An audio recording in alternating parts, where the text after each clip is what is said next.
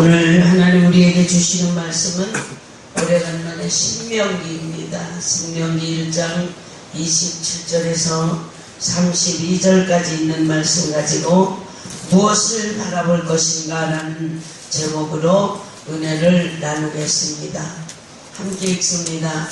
장막 중에서 원망하여 이르기를 여호와께서 우리를 미워하시는 고로 아모리 족속의 손에 붙여 멸하시려고 우리를 애굽 땅에서 인도하여 내셨도다.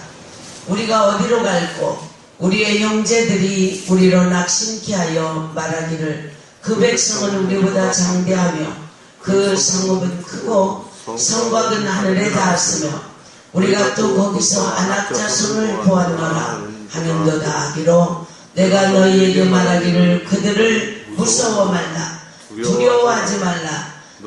너희 앞서 행하시는 너희 하나님 여호와께서 애굽에서 너희를 위하여 너희 목전에서 모든 일을 행하신 것 같이 이제도 너희를 위하여 싸우실 것이며 광야에서도 너희가 당하였거니와 사람이 자기 아들을 아는같이 너희 하나님 여호와께서 너희의 행로 중에 너희를 아느사 이곳까지 이르게 하셨느니라 하나 이 일에 너희가 너희 하나님 여호와를 믿지 아니하였도다. 아멘.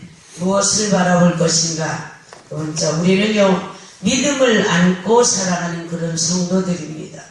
그런데 내가 가지고 있는 이 믿음 생각해보면 힘이 부족하고 연약하다 이런 생각이 들 때 있습니다. 로마서 1장 17절에 보면 기록된 바 오직 의인은 믿음으로 말미암아 살리라 함과 같으니라 이렇게 말씀하셨습니다. 의인은 믿음으로 말미암아 산다. 저는 이 말씀 생각하면요 막 가슴이 막 떨리는 거예요. 그리고 설레입니다. 얼마나 멋진 말씀인지 모릅니다. 의인은 믿음으로 산다는 거죠. 믿음으로 산다. 그런데 왜 나를 돌아보면 나는 이렇게 작고 연약한 모습일까 이런 생각을 할 때가 많습니다. 그것은요 이 자리에 있는 서 있는 저나 여러분이 믿음이 연약하다는 거죠. 부족하다는 거죠. 우리는요 눈에 보이는 것에 의해서 모든 것이 좌우되기 때문입니다. 우리는 눈에 보이는 것 가지고 우리 마음이 움직인다는 거죠. 히브리서 11장 1절에 보면 뭐라고 나와 있냐? 믿음은 바라는 것들의 실상이요 이제 보이지 않는 것들의 증거니라고 기록하고 있습니다. 자, 바라는 것들은 현재 내가 소유하고 있지 못한 것으로서 현재는 보이지 않는 것입니다. 그러나 믿음은 이것을 실상처럼 볼 수 있다는 것, 볼 수 있는 눈을 말하는 겁니다. 그게 믿음입니다.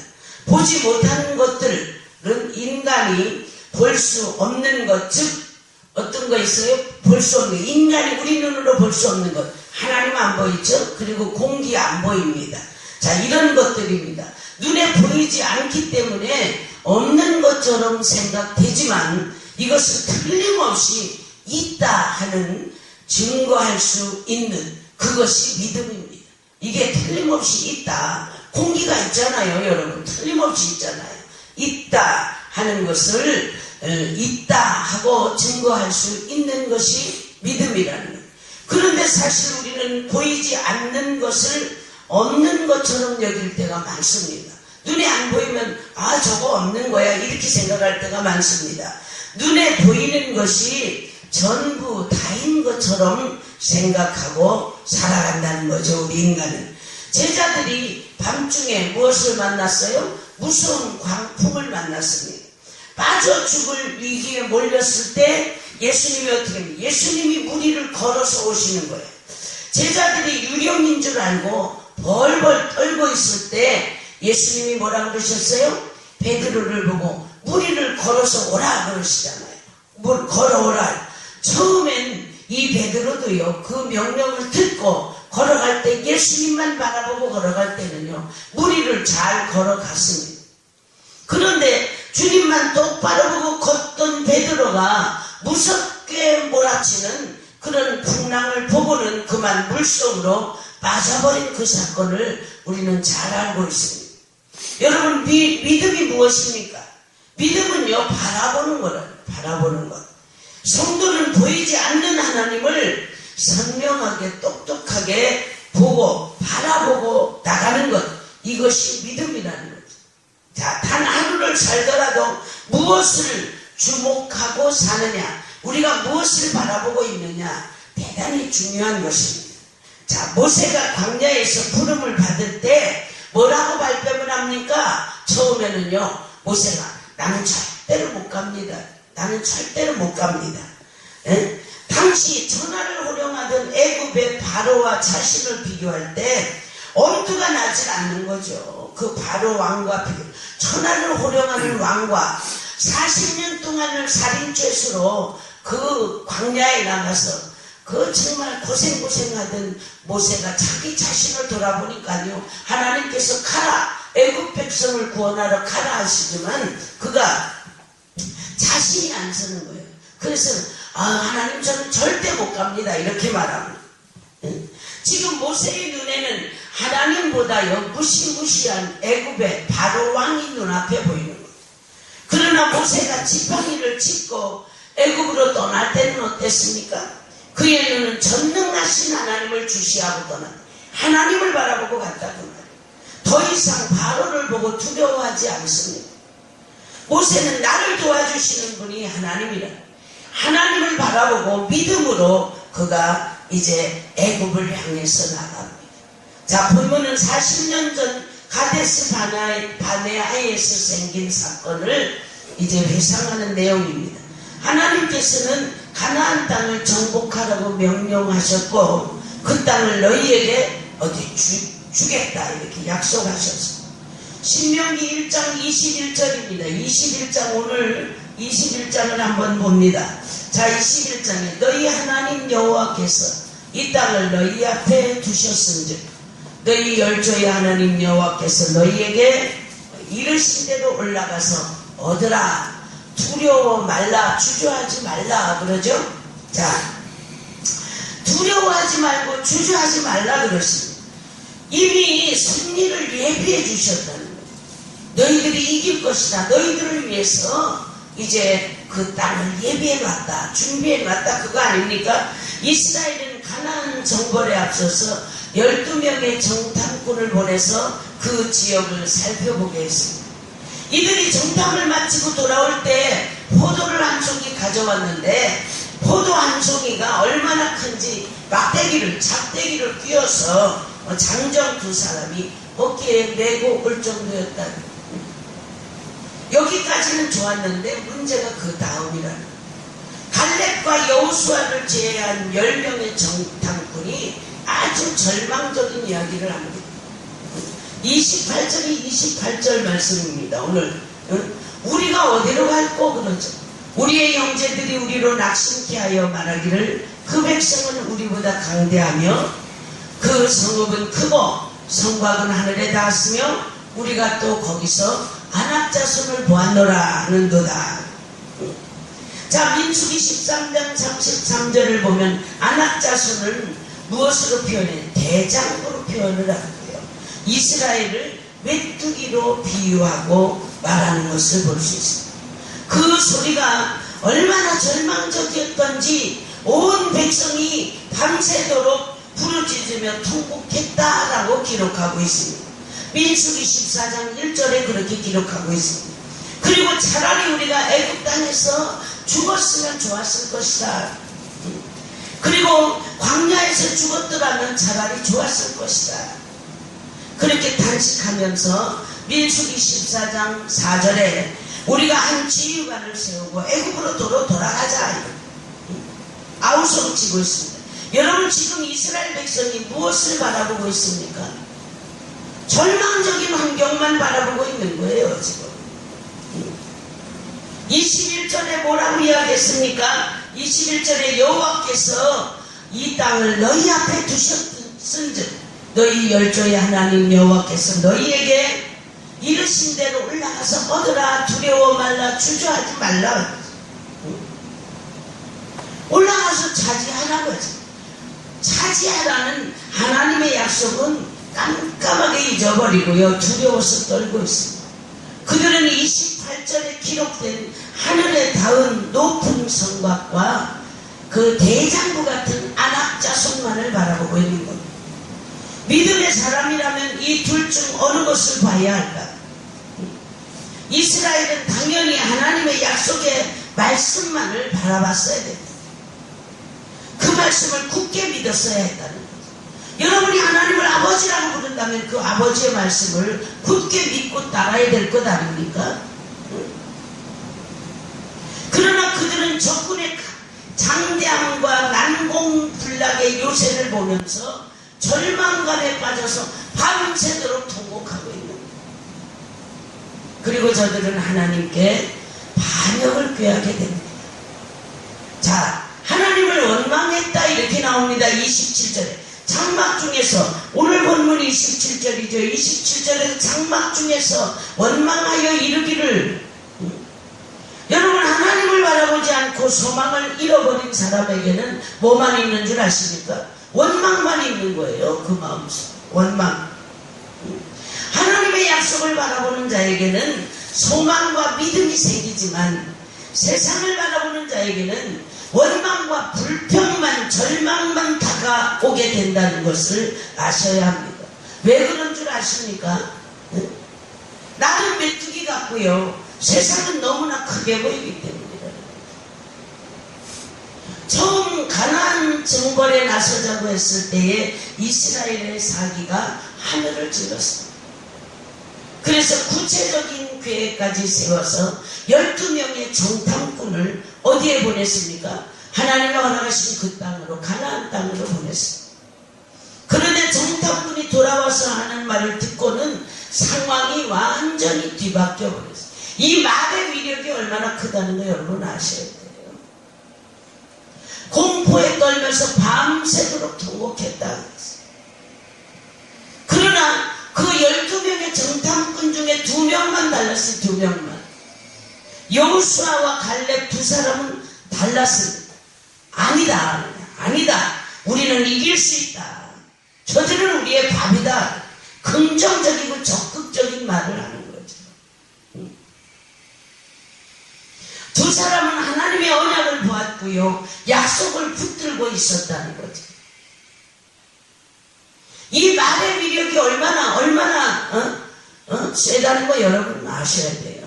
말에 걸려 넘어지면요, 도저히 다시 일어설 수 없습니다. 그 사람은 그대로 원망과 불평과 그 말에 걸려 넘어진 그 자리에서 죽어야 됩니다. 자, 여러분, 사람이 무엇을 바라보느냐, 거기에 따라서 이렇게 큰 차이가 있다는 거예요. 여러분 지금 무엇을 바라보고 있습니까? 휘몰아치는 광풍을 바라보고 있습니까? 아니면 풍랑을 가르며 걸어오시는 우리 주님을 바라보고 있습니다. 풍랑을 바라보는 자는 원망하며 살 것이지만 주님을 바라보는 자는 감사와 확신과 소망을 가지고 그렇게 살아가게 되는 줄 믿으시기 바랍니다. 아멘. 자, 이제 27절에 뭐라고 나와요? 이들이요 이렇게 말을 합니다. 여호와께서 장막 중에서 원망하여 이르기를, 여호와께서 우리를 미워하시는 거로 이렇게 나옵니다. 하나님을 매도하는 자들이 되어버렸다는 거죠. 그 다음에 있습니다. 우리를 미워하시는 거로 아모리족 속의 손에 붙여 멸하시려고 그러죠. 망하게 하시려고 그랬다 이거죠. 멸하시려고 우리를 애굽 땅에서 인도해냈다. 참으로 어처구니 없는 일 아닙니까? 하나님은 가나안 땅을 주시기 위해서 승리를 예비해 두셨건만 백성들은 하나님이 자신들을 미워하신다고 원망하면서 하나님을 악한 신으로 매도하고 있습니다. 하나님은 애굽의 노예에서 신음하는 백성을 구원해 주셨건만 백성들은 하나님이 자신들을 미워한다고 오해하고 있습니다. 하나님을 원망하고 따지는 사람들을 가만히 보세요. 잘못은 자신들이 다 저질러 놓고서 하나님 왜 이렇게 하십니까? 원망하고 있는 거예요. 잘못된 원인이 자신 때문인데 하나님 때문에 그렇게 되었다고 원망한다 그 말이죠.